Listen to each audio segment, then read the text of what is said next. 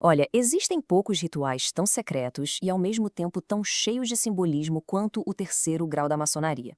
Hoje, a gente vai decifrar essa jornada que é vista como o verdadeiro ápice da experiência maçônica.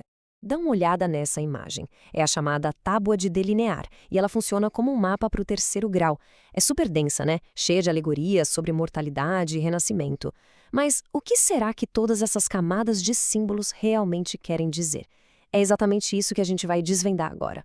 Bom, para começar, a gente precisa voltar um pouco no tempo, pegar o contexto histórico. Sabe por quê? Porque, por mais incrível que pareça, esse tal grau sublime nem sempre existiu. Ele não fazia parte da estrutura original da maçonaria.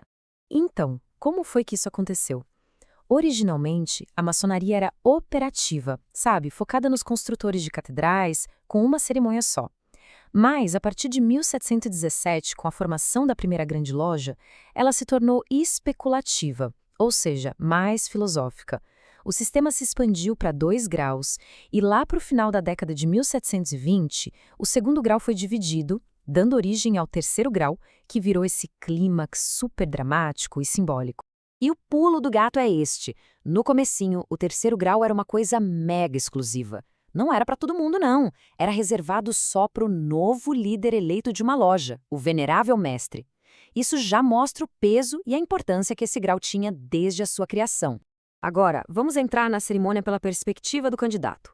Tudo começa com uma jornada simbólica, que já dá o tom de tudo que vai acontecer a seguir.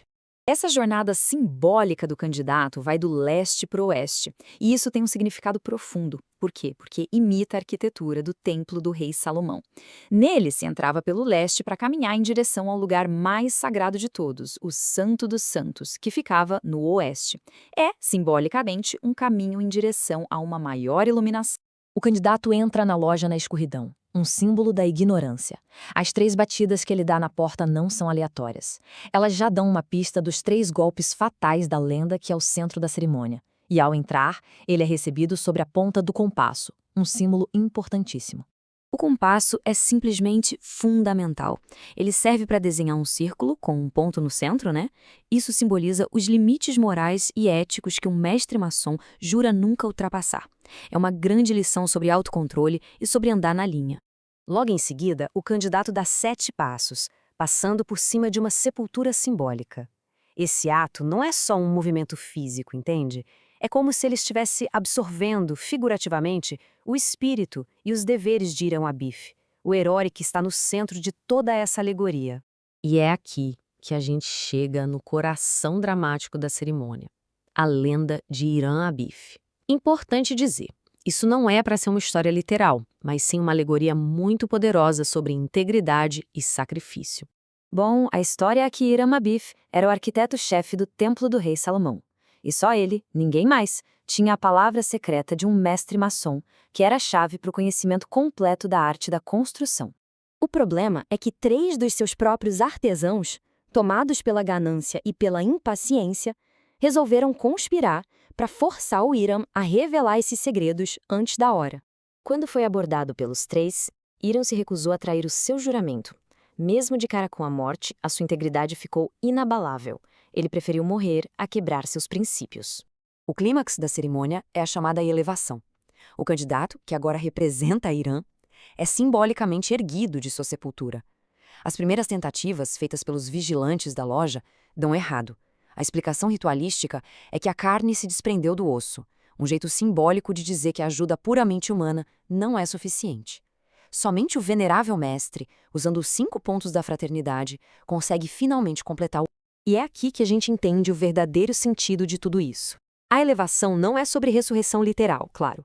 É uma alegoria poderosa sobre deixar para trás a ignorância, o erro e renascer para uma nova vida, com mais autoconhecimento e uma percepção mais elevada das coisas. Mas a cerimônia vai muito além da lenda de Irã. Ela é recheada de outros símbolos. Vamos dar uma olhada em mais alguns? Os tais 5 pontos da fraternidade que são usados para erguer o candidato simbolizam um apoio mútuo que deve existir entre os irmãos. E um detalhe curioso é que, originalmente, eles faziam parte do segundo grau, o de companheiro. É por isso que em inglês o nome é Points of Fellowship, ou pontos de companheirismo. A acácia é outro símbolo fortíssimo. Por ser uma madeira super durável e que está sempre verde, ela passou a representar a imortalidade da alma. E não é por acaso que, segundo a tradição, a Arca da Aliança teria sido construída com essa mesma madeira.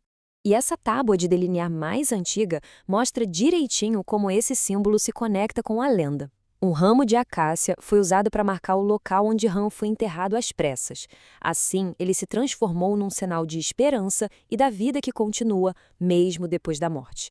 Um detalhe histórico fascinante é a menção à Estrela da Manhã. Isso é uma referência cristã direta tirada do livro do Apocalipse. É como o fóssil que permaneceu no ritual mesmo depois dos esforços para torná-lo mais universal, mostrando as várias camadas de história que existem dentro da cerimônia. E assim, a cerimônia vai se aproximando do seu final. Mas olha que interessante. Em vez de entregar todas as respostas, ela deixa quem participa com uma profunda sensação de mistério. E aqui vem a grande virada da história. No fim das contas, é revelado que, com a morte de Hiram, os verdadeiros segredos de um mestre maçom foram perdidos. O que o candidato recebe no lugar são os segredos substituídos, que servem como uma espécie de garantia até que os originais possam, um dia, ser reencontrados. A jornada, na verdade, não acabou. Isso deixa todo mundo com uma pergunta no ar, né? Se a palavra-chave se perdeu, e aí? O que aconteceu depois? Será que a história termina assim, num beco sem saída? E a resposta, ou pelo menos uma bela de uma pista, está bem aqui. O próprio livro das Constituições da Maçonaria declara que a antiga maçonaria inclui o arco real. Ou seja, a busca pelos segredos genuínos não termina no terceiro grau. Na verdade, ela apenas começa. E essa busca contínua é talvez o maior segredo de todos.